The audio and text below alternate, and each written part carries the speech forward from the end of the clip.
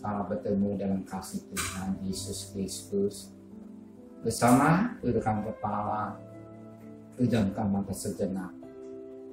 Tiada kata yang manis selain ucapan syukur dan terima kasih kepada Bapa di surga buat kelimpahan kasih-Mu, buat pemeliharaan yang luar biasa dari hidup kami.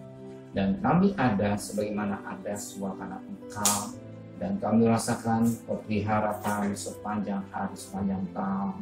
Dan kami bersyukur semua tidak satu pun yang terpapar virus corona. Kau beri kesehatan, Kau beri rezeki. Kami bersyukur menang kemisi menjadi satu kenyataan dalam rumah tangga kami. Kau rahap, Kau pelihara, Engkau juga pelihara buat kami. Dan pagi hari ini kami rindu untuk mendengarkan renungan firman. Kami menaikkan pujian penyembahan dan ikan doa sapa kepada Tuhan. Haleluya. Amin.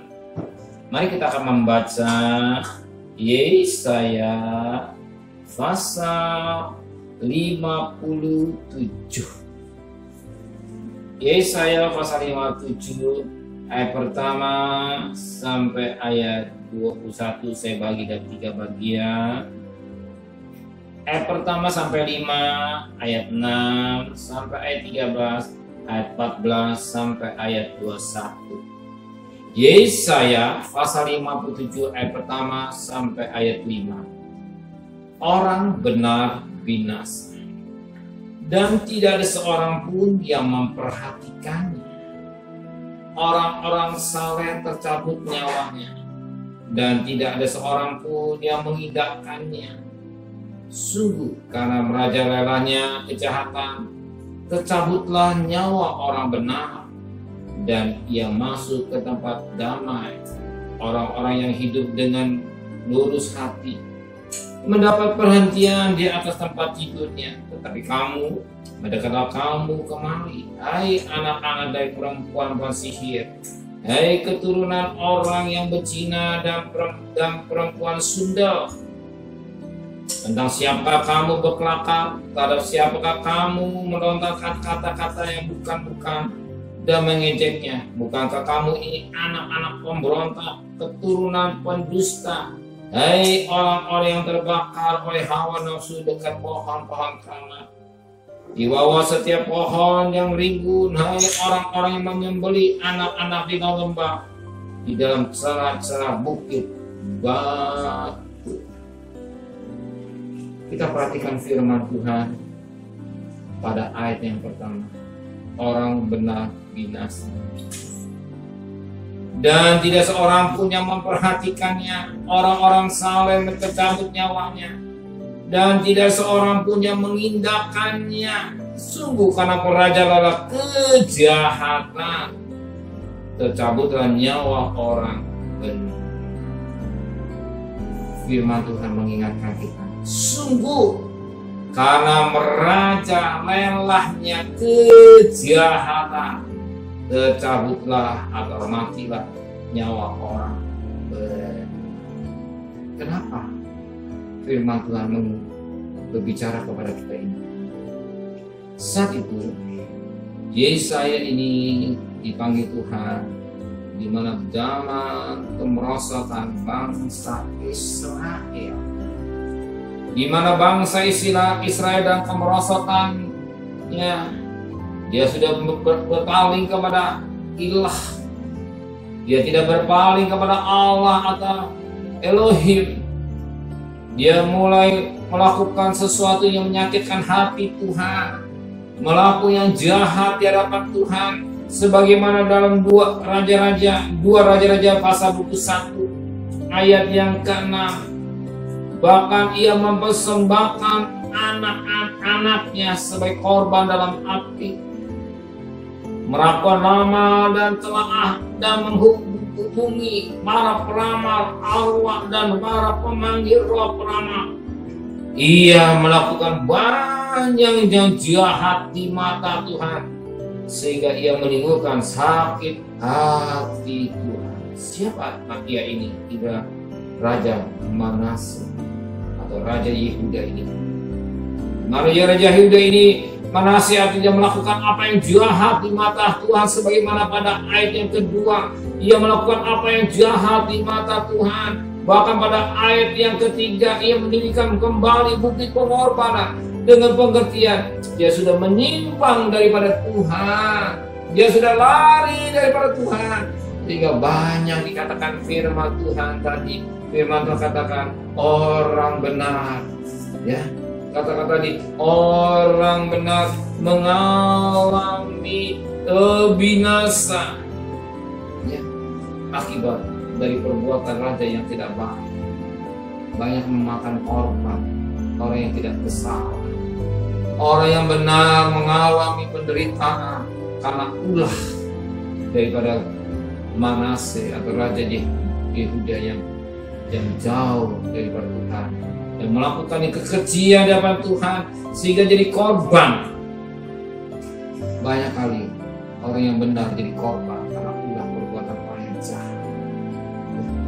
Karena perbuatan orang yang nggak benar, perbuatan orang yang nggak benar. Saat ini Raja Manase nggak benar, sehingga orang yang menjadi korban, menjadi binasa karena ulahnya. Dan kita tahu saat itu Yesaya dipanggil Tuhan, di mana dan kemerosotan bangsa Israel. Tapi di tengah-tengah demikian ini masih ada sisa-sisa, ya, yang dapat anugerah Tuhan. Masih ada sisa-sisa yang mendapatkan anugerah Tuhan atau kasih karunia Tuhan di tengah-tengahnya dunia jahat. Di sini kita saat ini tidak ada, tapi masih ada anugerah Tuhan. Itulah sisa-sisa, ya, sisa-sisa yang masih setia, ya, yang sisa itu yang masih setia, ya. Sekarang firman Tuhan sudah mulai bergerak, yang jahat semakin jahat, yang kudus semakin kudus, yang cemar semakin cemar, yang benar semakin benar. Ya, Wahyu 22 ayat 11, justru kita yang kudus semakin kudus. Kita mau menguduskan diri kita di tengah-tengah dunia yang jahat ini, di tengah dunia yang tidak menentu ini. Kita menempatkan diri kita, sekalipun dalam suasana pandemi membuat kita ciut, membuat kita khawatir, membuat kita cemas, membuat kita bingung. Tapi firman Tuhan katakan dalam Yesaya pasal 46 ayat yang keempat, sampai masa tuamu aku tetap dia, dan sampai masa putih rambutmu aku menggendong kamu. Aku tak melakukannya dan mau menanggung kamu terus. Aku mau memikul kamu dan menyelamatkan kamu. Siapa yang ditujukan? Itulah kepada orang yang hidup dalam kekudusan. Itulah orang yang mempertahankan kesucian hidup. Dia tidak mau bercampur dalam bau dengan dosa. Dia tidak bercampur bau dengan perkara-perkara najis. Dia menjaga hidupnya dengan baik. Dan firman Allah katakan, sampai masa tuaku aku akan tetap dia. Hati Tuhan menyertai saudara, sekalipun dalam keadaan sulit, keadaan sukar. Dunia kalian dengan sukar, sulit, tapi firman Tuhan tetap menggendong. Sebagaimana satu perumpamaan dan satu perumpamaan yang paling sering kita dengar ketika seorang berjalan di pinggir pantai bersama dengan Tuhan. Dia lihat ada 24 tapak kaki. Dia perhatikan ada 4 tapak kaki. Tapak kaki 2 itulah tapak kaki Yesus. Tapak kaki 2 itu tapak kaki dia. Dia merasa berjalan bersama dengan Tuhan. Ketika datanglah air, gelombang yang menyapu pasir itu, maka tinggallah tapak kaki 2. Dia berteriak, dia berjerit, mana lagi Tuhan? Kemana Tuhan tinggalkan saya? Tuhan, kenapa Tuhan tinggalkan saya? Saya hanya berdua, ada tapak kaki saya ini. Dan Tuhan berkata, itu bukan tapak kakimu, tapak kakiku, kata Tuhan. Engkau aku gendong. Engkau aku gendong. Oh, engkau jangan sampai terbawa dengan air. Engkau tidak terbawa dengan arus. Engkau tidak terbawa dengan persoalan hidup yang membuat kamu sangat takut. Dan Tuhan berkata, aku peluk kamu. aku gendong, bukan saja hari ini, sampai tua, sampai rambut putih, sampai dipanggil Tuhan tetap gendong saudara. Dan hari ini saudara tahu, hari ini saya genap 46 tahun dalam pernikahan saya. 46 tahun saya menikah dengan istri saya yang saya kasihi, istri yang sama, anak yang sama, mantu yang sama, cucu yang sama. Dalam hidup penuh dengan tantangan, penuh dengan persoalan, penuh dengan masalah. Tapi firman Tuhan katakan, Tuhan tetap menggendong saya. Bukti Tuhan menggendong saya. Ketika ngambil angin, hujan, airnya siap menghanyutkan. Apakah firman Tuhan? Tuhan tetap menggendong saya. Hari ini saya genap 46 tahun pernikahan saya. Ketika mengingatkan 46 tahun, mengingatkan akan 10 hukum Allah, 4 hukum tunjukkan pada Allah, 6 hukum pada manusia bagaikan tanda salib, 4 hukum pada Allah, yang ke-6 hukum pada manusia bagai tanda salib. Itu dari kasih Tuhan. Dan hari saya merasakan kasih Tuhan yang luar biasa hidup saya. Saya merasakan kasih Tuhan nyata di hidup saya. Tuhan telah menggendong saya, Tuhan telah menggendong istri saya, Tuhan sedang menggendong keluarga saya, anak saya, cucu saya, bahkan sidang jemaat yang saya. Dan saya bersyukur pada hari ini, jemaat yang saya layani semua baik-baik. Kalau saya itu mungkin 13 suku atau 12 suku, mereka semua cinta saya. Mereka menyayangi saya, mereka mengasihi saya, mereka begitu antusias. Dia merasa saya jadi bapaknya, saya merasakan diri saya sebagai kakeknya, saya merasa jemaat merasakan sebagai saudara dan saudara kandung, merasa sebagai kakak, sebagai adik, merasa sebagai cucu, merasakan hubungan keluarga yang baik dan Batu Karang ini terjadi semua karena Tuhan. Oh, saudara tahu, saya ingat bagaimana angin gelombang siap menghancurkan gereja Batu Karang, tetapi Tuhan tetap menggendong.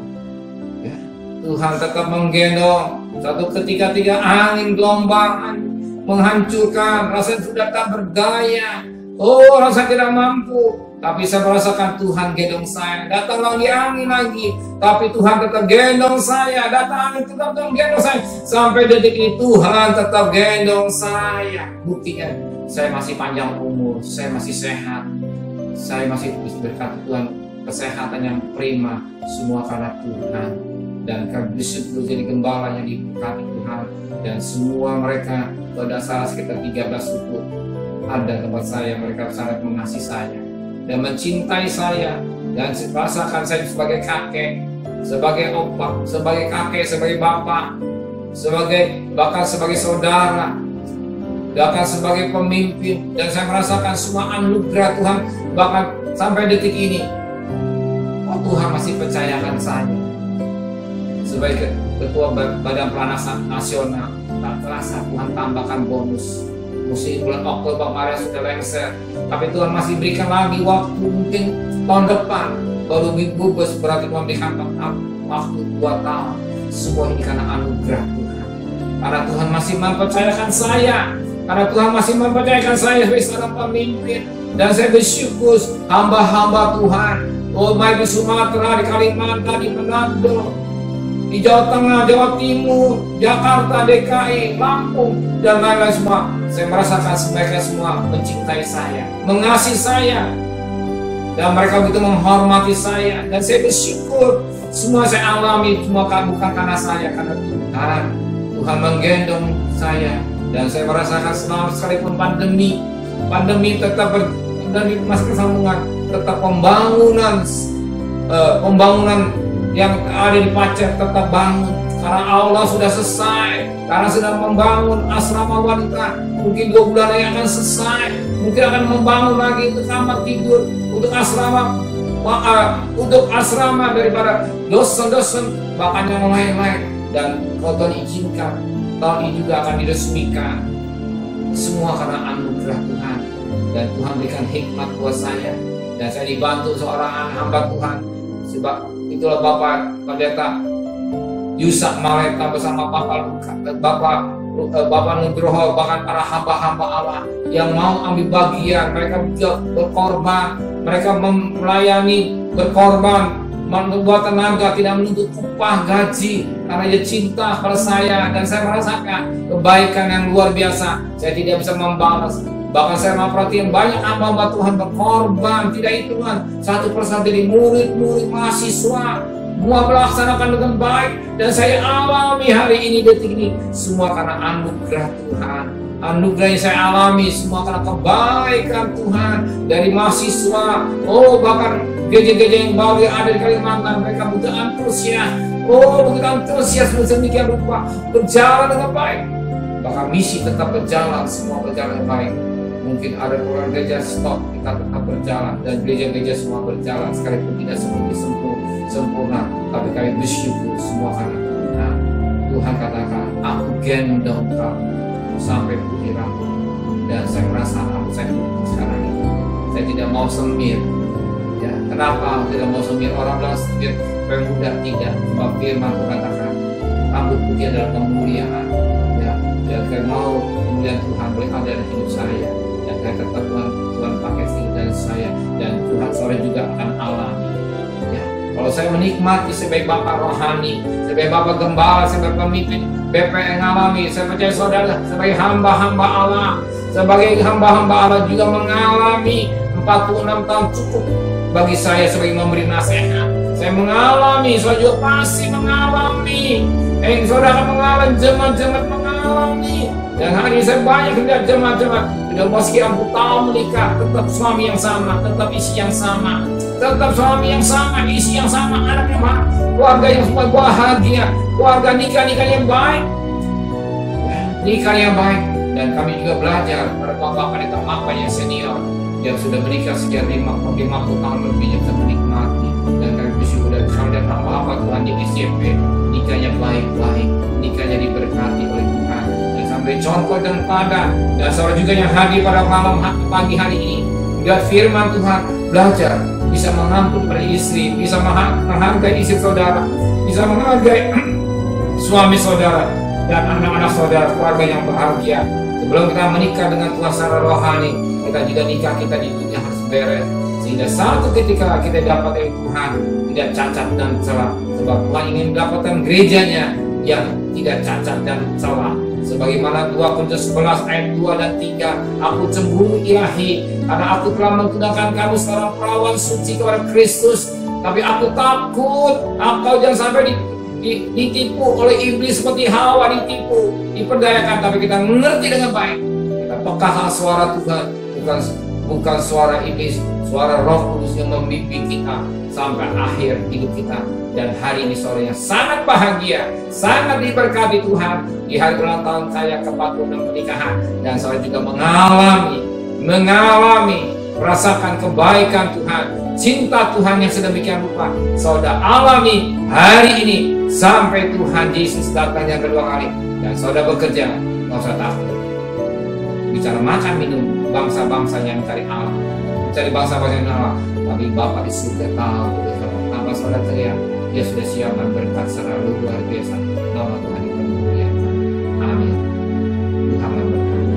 Benar Bapa di surga, Engkau akan menggendong kami, bukan hari ini sampai masa tua kami. Biarlah Engkau nyatakan buat sidang cemas. Engkau gendong, Engkau pelihara mereka. Mungkin hari ini mereka mengalami ketakutan, mungkin kecemasan, kekhawatiran, kekurangan keharapan. Dia pikir dia sendiri. Tidak, ternyata Tuhan yang menggendong. Tapak kaki itu bukan tapak kaki orang lain, tetapi kaki dia, tapi tapak kaki Tuhan yang menggendong mereka. Tuhan, Engkau gendong mereka semua satu persatu, baik para hamba-hamba Allah maupun juga sidang jemaat semua. Engkau gendong, bahkan kami cari nafkah, pergi dengan selamat, pulang dengan selamat. Jangan satu pribadi terpapar Kristus. Benang kemisi bagian andalan buat kami. Kau Rahab perempuan saudara, Kau pelihara. Apalagi kami anak-anakmu, apalagi kami hamba-hamba Allah, tetap dalam pemeliharaan Engkau. Lebih pada itu bagikan kami ada di Goshen, tetap pelihara dengan baik. Sekalipun datang pulang, Tuhan tidak tinggalkan. Tuhan tetap pelihara buat kami semua. Kembalikan kami pada besok pagi dan tubuh yang sehat, dengan tidak kurang satu apapun. Dan berkati Bapak Presiden, Wakil Presiden, para menteri, para gubernur, para bupati, para wali kota, para camat, para lurah, para RW, para RT, para medis, para relawan, para TNI, para Polri, bahkan mereka-mereka yang bekerja di depan sebagai pahlawan-pahlawan yang sebagai pejuang-pejuang yang gagah perkasa. Tuhan, berkati kesehatan yang prima yang daripada Tuhan, hikmat yang Kau berikan pada Raja Salomo, berikan buat para pemimpin Kristen dapat berperang melawan virus corona, yang sembuh semakin banyak tapi yang sakit semakin berkurang, bahkan melalui vaksin bahkan mereka semakin hari semakin berkurang, sehingga negara kami diberkati oleh Tuhan. Indonesia maju menjadi kenyataan selesai dengan negara-negara yang lain. Indonesia yang diberkati oleh Tuhan, Indonesia yang dicintai oleh Tuhan. Terima kasih Bapa di surga, tadi kami mohonkan turunkan kiranya berkat dari Allah Bapa, cinta kasih sayang dari Tuhan Yesus Kristus, dan berkat Roh Kudus menetes darah hari ini sampai Maranatha datang. Yang cinta Dia katakan amin. Tuhan memberkati.